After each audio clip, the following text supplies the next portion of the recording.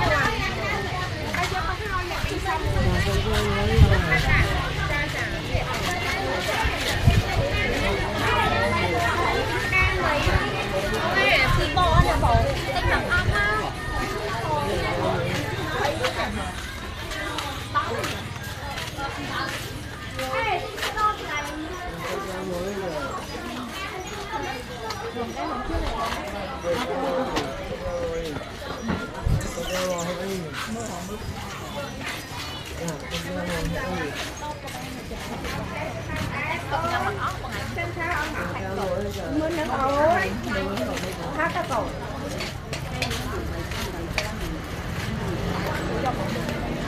dài hả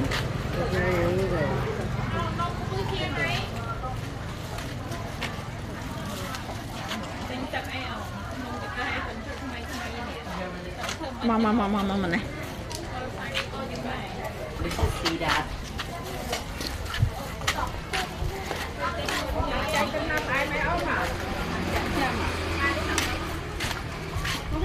Đấy.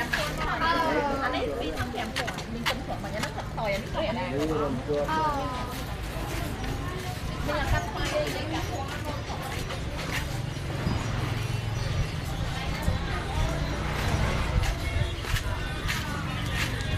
Xin cái đá mấy mà ăn xong hàng ra rồi. Con ngắm nó mày nó. Mua nó con. Bình nào đây nắng này. Mua nó con con rồi.